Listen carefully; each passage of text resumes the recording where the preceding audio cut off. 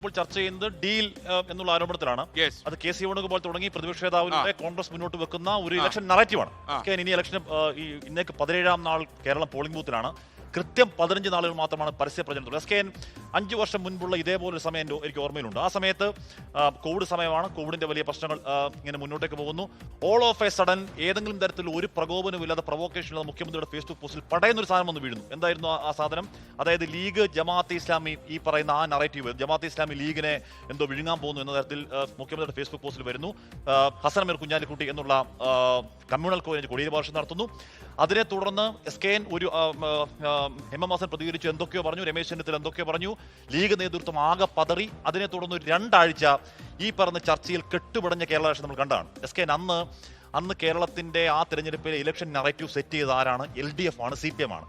ഇന്ന് കേരളത്തിൽ election set ചെയ്യുന്നത് UDF ആണ്, കോൺഗ്രസ് ആണ്. എന്ന് പറഞ്ഞാൽ സാധാരണഗതിയിൽ കോൺഗ്രസ് ആണ് ഈ ആരോപണം മുന്നോട്ട് വെക്കുന്നത്. എന്താണ് എനിക്ക് മനസ്സിലാത്തൊരു കാര്യം, ഇപ്പം UDF VD സതീശനും ഒക്കെ ഇങ്ങനെ ഒരു നരേറ്റീവ് സെറ്റ് ചെയ്യാൻ വരുമ്പോ ഇവര് കയറി കൊത്തിയത് എന്തിനാ? അതാണ് പറയുന്നത്. എന്ന് പറഞ്ഞാൽ ആ നറേറ്റീവ് വിജയം കാണുന്നുള്ളതാണ്. അത് അഡ്വാൻറ്റേജ് UDF ആണ്. ഞാൻ പറഞ്ഞ കാരണം എന്താ അറിയോ? ഇന്നിപ്പോ ഞാൻ കരുതി ആ സാധനം ഇപ്പം എന്താണ് VD സതീശൻ നുണ പറയുന്ന ആളാണ് എന്ന് കരുതി ചാപ്പകുത്തി നുണേശൻ എന്ന് പറഞ്ഞ പ്രൊപ്പഗണ്ടയിൽ തട്ടി വിടും എന്നാണ് ഞാൻ കരുതിയത്. ഉണ്ടായത് അങ്ങനെയല്ല. ഉണ്ടായത് എല്ലാ നേതാക്കളും പ്രതികരിക്കുന്നത്. മുഖ്യമന്ത്രി പിണറായി വിജയൻ കൂടി ആ വിഷയത്തിൽ പ്രതികരിക്കുമ്പോൾ പഴയതാണ് പറയുന്ന കോലീബി. ഇപ്പം 3-17 കാലമാണ് SKN. ഈ കോലീബിയും ജനതാ പാർട്ടിയൊക്കെ അത്ര വർഷം പഴക്കമുള്ള കാര്യമാണ്. അതൊക്കെ വെച്ച് പ്രതികരിക്കുമ്പോൾ വീണ്ടും ആ നറേറ്റീവിൽ കൂടുതൽ സജീവമാവുകയാണ്. അത് UDFന് പിന്നെയും ആവേശം പകരുന്നുണ്ട്. പിന്നെയും അതിശക്തമായ രീതിയിൽ ഈ ആരോപണങ്ങൾ അവിടെ ആവർത്തിക്കുകയാണ് VD സതീശൻ. ഉറപ്പായും ഞാൻ പറയുന്നത് ഒരുപാട് കാര്യങ്ങൾ ഇലക്ഷനിൽ വർക്കൗട്ട് ആവാനുണ്ട്. ഒരുപാട് കാര്യം പ്രചരണത്തിലാവുന്നുണ്ട്. അവിടെ ഈ പറഞ്ഞ ഡീലിൽ മാത്രം ചുറ്റിത്തിരിഞ്ഞ് ചർച്ച പോകുന്നത് നല്ലതല്ല എന്ന നിലപാട് തന്നെയാണ് ഞാൻ.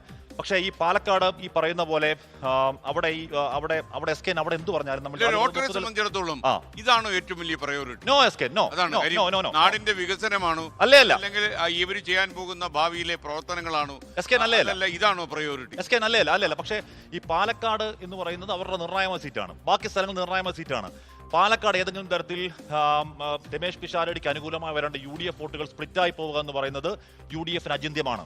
റസാഖിനെ നിർത്തുന്നത് അത് സ്പ്ലിറ്റ് ചെയ്യാനാണ് എന്ന് UDF വിശ്വസിക്കുന്നു. ഏതെങ്കിലും തരത്തിൽ റസാഖ് ദുർബലനായ സ്ഥാനാർത്ഥിയാണെന്ന് കോൺഗ്രസ് വിശ്വസിക്കുന്നില്ല, അവർ കരുതുന്നില്ല.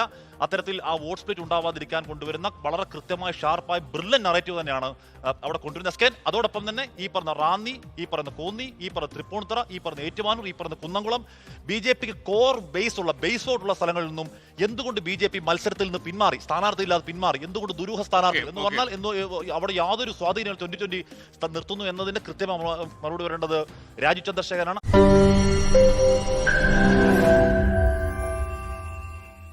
ലോകത്തെവിടെയായാലും ഏത് സമയത്തും 24 വാർത്തകളും ഓഗ്മെന്റഡ് റിയാലിറ്റി പാക്കേജുകളും എക്സ്പ്ലെയിനറുകളും വിശദമായി കാണാൻ ഞങ്ങളുടെ YouTube ചാനൽ നിങ്ങൾക്ക് സബ്സ്ക്രൈബ് ചെയ്യാം.